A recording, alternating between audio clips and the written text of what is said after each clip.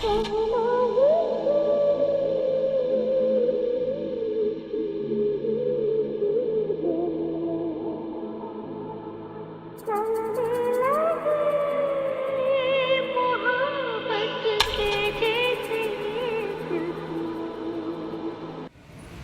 Late हुआ तो आप क्यों अभी तक खराब हुआ है?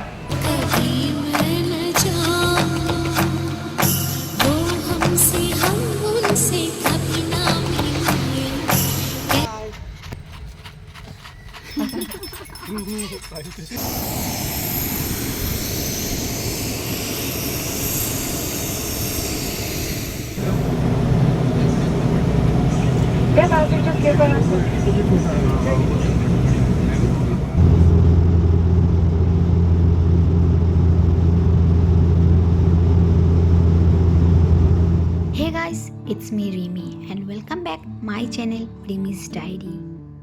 4 দিনের জন্য শ্বশুর বাড়ির থেকে ছুটি পেলাম বাপের বাড়ি আসার জন্য। এই 4 দিন মা বোন সকলের সঙ্গে দিনগুলো বেশ ভালোই আনন্দে কেটে গেছে।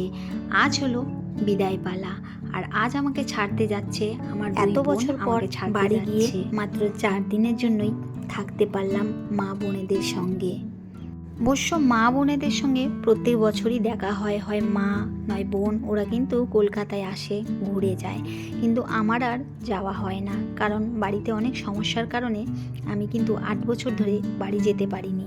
তো 8 বছর পর বাড়ি যাওয়ার সুযোগ হলো, তাও মাত্র 4 দিনের জন্য। যেমন মা দুর্গা তার বাপের বাড়ি আসেন কৈলাস ছেড়ে 4 দিনের জন্য, ঠিক তেমনই আমারও একই অবস্থা। 4 দিনের জন্য বাপের বাড়ি এসে খুব আনন্দ করে খুব মজা করে আজকে বিদায় পালা, তাই মনটা ভীষণ খারাপ। আর সকলের মন কিন্তু খুব খারাপ, বাড়ি থেকে সবাই কান্নাকাটি করে এসছে। আর আমি যতবার বলছি গাড়িতে একদম কান্নাকাটি করবি না, যেহেতু ভিডিও শ্যুট হচ্ছে, তাই কিন্তু মনে কষ্ট নিয়েও আমরা হাসি মুখে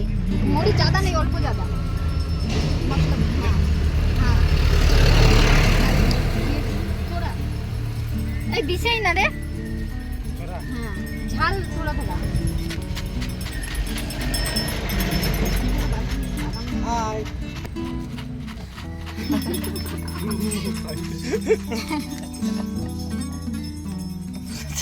अरे না थैंक यू কলকাতায় থাকলে কি বলো, বেসিক্যালি হিন্দি কথা কারোর সাথেই বলা হয় না। আর আমাদের শিলংয়ে নর্থ ইস্টে সকলেই কিন্তু হিন্দি কথা, খাসি ল্যাঙ্গুয়েজ, ইংলিশ ল্যাঙ্গুয়েজ বলে।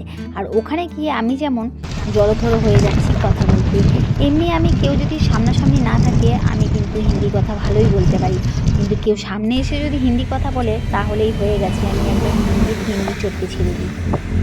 ঝালমুড়ি খেতে খেতে আমি এয়ারপোর্টের একদম কাছাকাছি চলে এসেছি। এবার কিন্তু মনটা ভীষণ খারাপ লাগছে। তো এখন আমি চলে যাচ্ছি, এই যে দাদা আমাকে ড্রপ করে দিল, এখন বাড়ি যাওয়ার পালা। দাদা আবার আসলে আবার দেখা হবে। আজকে আমার দিদি চলে যাচ্ছে, বিদায় দিতে তো অনেক দুঃখ লাগছে, কিন্তু কী করব, যেতেই। এয়ারপোর্ট পর্যন্তই বোনদের সঙ্গে শেষ আসা। এবার আমি চলে যাব এয়ারপোর্টের ভেতরে, আর এখান থেকেই বোনদের টাটা বাই বাই করে দিচ্ছি। মনে ভীষণ কষ্ট হচ্ছে, আবার কবে আসতে পারবো নিজের জন্মভূমিতে জানি না। তো গাইস, এবার বিদায় পালা, বোনরা এবার আমাকে দিয়ে চলে যাচ্ছে বাড়িতে, তাই সবারই মনটা একটু খারাপ। শিলং এয়ারপোর্টে বিশাল ঝামেলা লেগে গেল, অনেকক্ষণ ধরে ঝামেলা চলছে, তো বাধ্য হয়ে একটুখানি ভিডিও শ্যুট করলাম, কারণ বোর্ডিং পাস আধ ঘন্টা আগেই বন্ধ করে দিয়েছে যেহেতু, তাই ঝামেলা। आपका लेट हुआ तो आप क्यों अभी तक खराब हुआ है? 1 घंटा पहले ये लोग আর আমাদের চেকিং হয়ে গেল, এবার আমরা ফ্লাইটে উঠবো। আর দেখতেই পাচ্ছ কি পরিমাণে ঝিরিঝিরি বৃষ্টি শুরু হয়ে গেছে, আর সবাইকে একটা করে ছাতা দিচ্ছে। তো আমি ছাতা ধরবো না ফোন ধরবো, তার জন্য কিন্তু আমি ছাতাও নিলাম না, কারণ ভিডিও শ্যুট করে ভিডিও দিতে একদম ফ্লাইটে নিয়ে যাচ্ছি। আর যেতে যেতে তোমাদেরকে শিলং এয়ারপোর্টটা দেখিয়ে যাচ্ছি, যে চারিদিকে পাহাড়ে ঘেরা, আর আকাশের রঙটা দেখো সময় সময়ে চেঞ্জ হতে থাকছে, দেখতে অপূর্ব লাগছে। শেয়ার করছি। অবশ্যই তোমরা শিলং ট্যুর করলে শিলং এয়ারপোর্টে নাম্বার 1 এয়ারপোর্টে নামবে।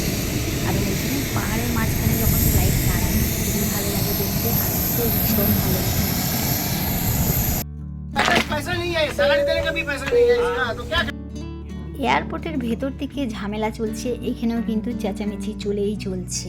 কার কথা শুনবো? সেই সকালবেলা বাড়ি থেকে বেরিয়েছি, তাই একটু ওয়াশরুম ইউজ করছি। ফ্লাইটে অনেকেই ওয়াশরুম ইউজ করতে ভয় পায়, তো ভয়ের কোনো কারণ নেই, তার জন্য কিন্তু একটু ভিডিওটা শ্যুট করে তোমাদের সকলের সঙ্গে শেয়ার করলাম। ইন্ডিগোর ওয়াশরুমটা অন্যরকম, আর এটা স্পাইস জেটের ওয়াশরুমটা একদমই অন্যরকম আর খুবই ছোট, লকটাও কিন্তু খুবই simple.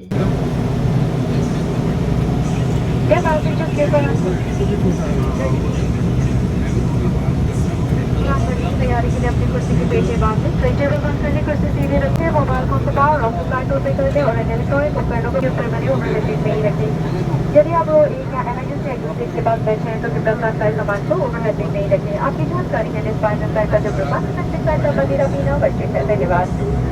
Attention for departure. Please fasten your seatbelt, close your reachable, keep your seatbelt upright, open your window shade, switch off mobile phones, must activate power off in the flight mode, and electronic devices must be switched off at this time. Just place your hand luggage in the overhead bin. আর কিছুক্ষণের মধ্যেই কলকাতা এয়ারপোর্টে পৌঁছে যাব। Shillong airport থেকে Kolkata airport পর্যন্ত মাত্র 1 ঘন্টা 50 মিনিটের মধ্যেই পৌঁছে যায়। আমি আর আমার গোপাল সোনা আকাশের সেই মেঘ দেখতে দেখতেই পৌঁছে গেলাম আমাদের নিজের দেশে। মা বোন সবাইকে কিন্তু খুব মিস করছি আর ভাবছি, কিন্তু মেয়ে হয়ে জন্ম নিলে সব কিছুই মানিয়ে গুছিয়ে নিতে হয়, তার নামই মেয়ে। এবার আমাদের ফ্লাইট ল্যান্ড করবে, দেখতেই পাচ্ছ ল্যান্ড করার জন্য চাকা দুটো কি সুন্দরভাবে বেরিয়ে গেছে।